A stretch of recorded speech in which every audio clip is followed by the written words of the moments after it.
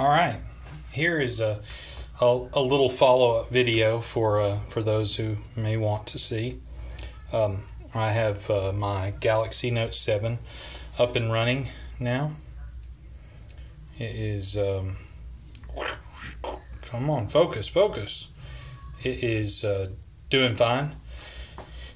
I've got it out of its case right now, but just for comparison's sake. So side by side, I have my old Galaxy Note 3 that had that nice little kind of leathery faux leather or fox leather to the back of it. I always liked that. Didn't bother me that much, and it was fun. So I think the comparison of size, as you can see right here, side by side, is pretty similar. The Note 7, you could say, is slightly taller, just slightly, ever so slightly taller. Obviously the curved edges on both sides of the Note 7 are different, and the camera's somewhat different, but definitely a better camera on this. This thing it took way too long to process the photos to get the clearest image out of it. It always had that processing. You could turn it off, but this instantly snaps and takes a good picture.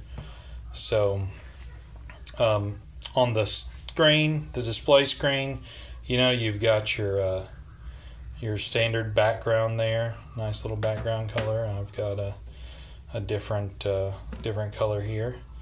Now obviously the only thing you could set up here was a pin or pattern with your unlocking for the Note 3 and some of the later generations, I think.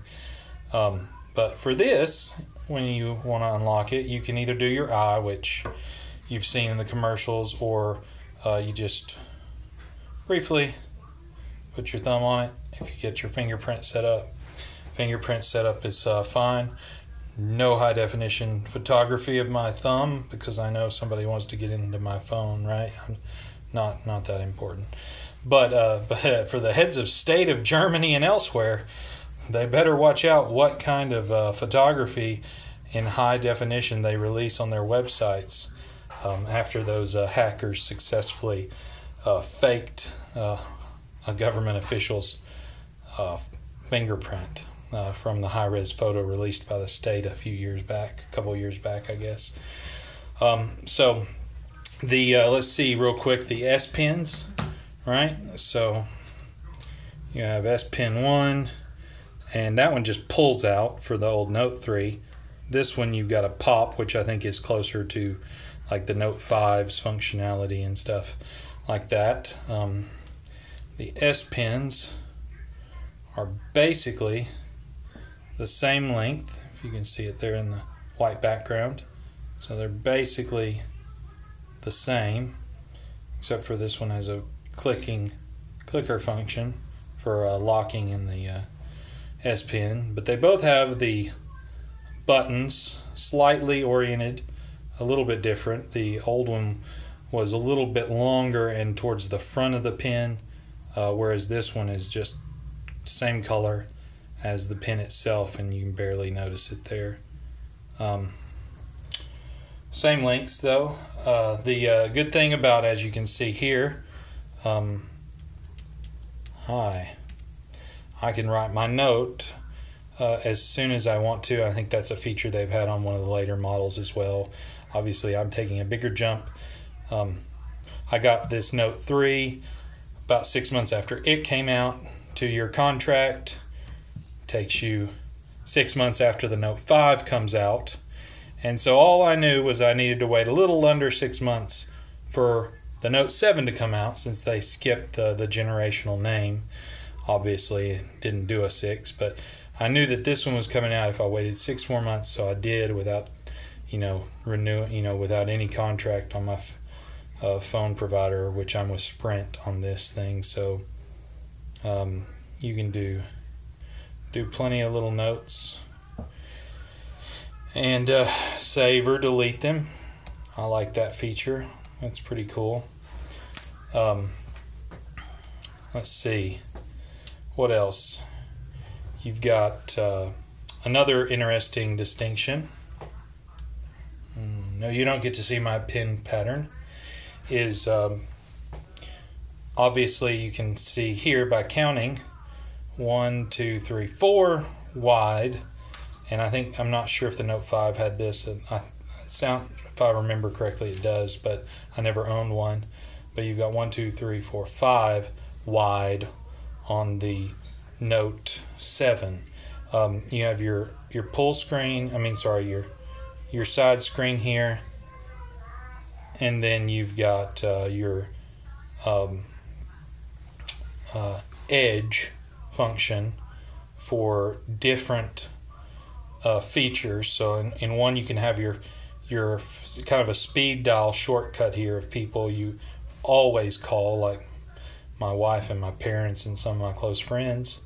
But I really like this for some of the stuff, the applications it has for my work.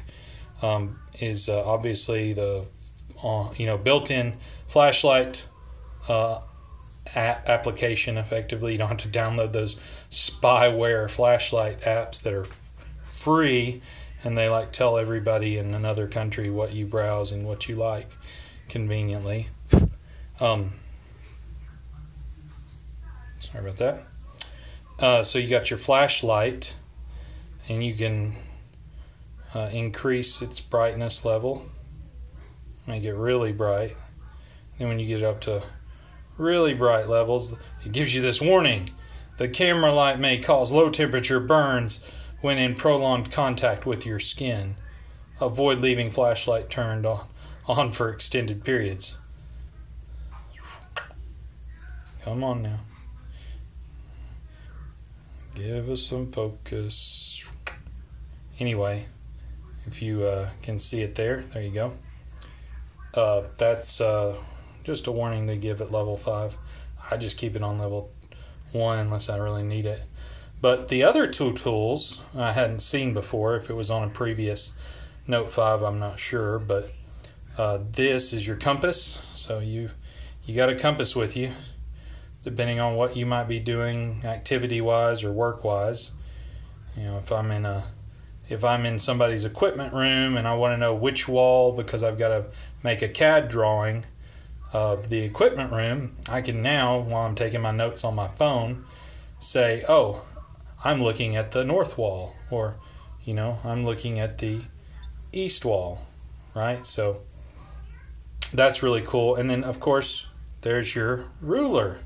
So now I know that my Galaxy Note 3 was 5 inches wide. So it got nice little functionalities. I enjoy that. Makes me happy. But turn my light off. You've got calendar. You can do your calendar. You can do your weather. You can do your quick tools like compose a message, take a selfie. Ooh, I'm not going to do that. You don't want to see my selfie. You've got compose an email, new tab in the internet, view your phone log, view your groups, timer, whatever you want to put there. You got 2 columns to put it there, and then you can just leave it on the one that you want to use most frequently. But there's the edge functionality for the way Samsung's done it on the Note 7. If you swipe to the right, it'll bring up the Samsung, what do we call this? The briefing functionality. If you come on, there we go. You can turn that off right here if you don't want to swipe right and it be there. I assume you can add some more screens to the left if you want to, but I'm leaving it for now, seeing how I like it. And there you can swipe to the right and you get the latest news that Flipboard wants to show you. As far as I can tell, in every application, so even if I'm in my Bible here, you've got it's always, you can turn on the always listening function. So, okay, Google, and it's listening. So for that command, and you can do some kind of search or whatnot there. A couple other things. Oh, yep. So you can see that the S Pen is got its little button out here. So that pulls up Create Note, Smart Select, Screen Write, Translate, and then you can add a shortcut. So if you have another app that works with the stylus, you can add that app to the shortcut, and you can take away any of these here. I think you used to have to, in the past with some other notes, you had to kind of have a modifier app to do something different with this, so that when you pulled your S Pen out, it wouldn't trigger these defaults. But they let you customize it. I really like that. It's really good. So let's see what else. Obviously I've got all my little shortcuts. Oh, there's Pokemon. What am I doing with that? And trying to think if there's anything else significant. The camera looks really good. I really like the speed of it's taking photos. You've got boom, just like that, and that photo has no processing problems or delays. Whereas if you would try to take a camera of a camera shot with the old one, the Note 3, you try to get it to focus first, and then you take it, and then it'd be like processing, and then if you moved it, you were like, oh no, I didn't get the picture good.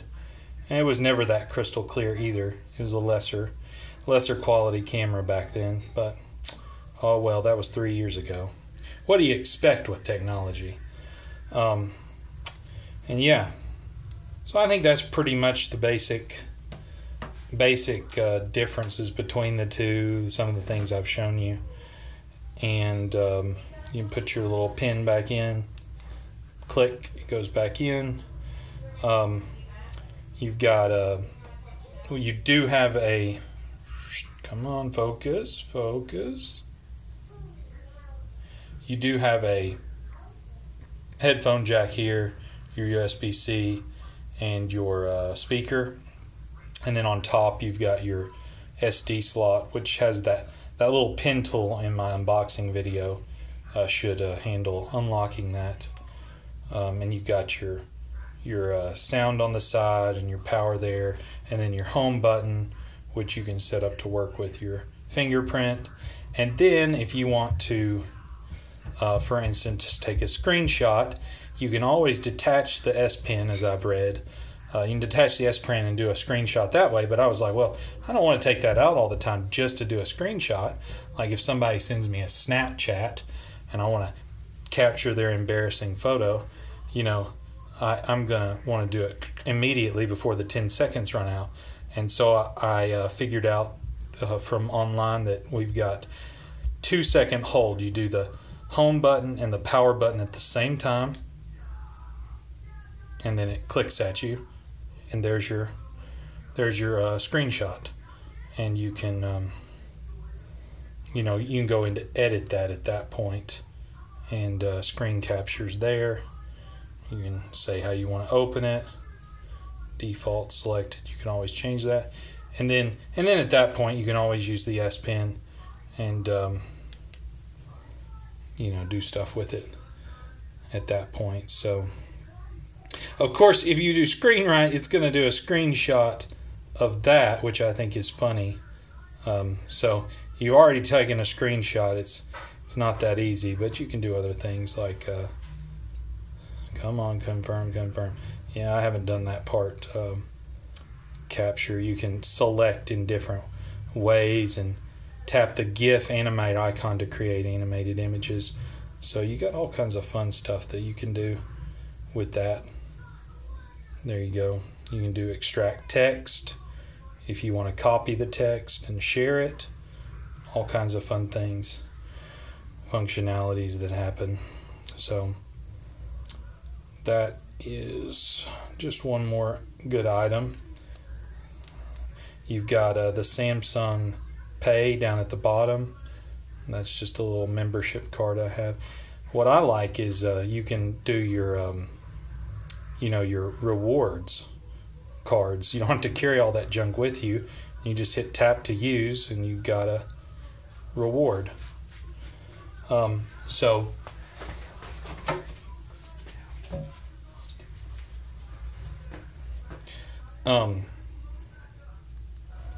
that's really it. So I really like this. It feels good. This Caseology case works well with it. Just it's nice, easy to snap in there, really gentle. No major qualms with how to fit that on and take that off.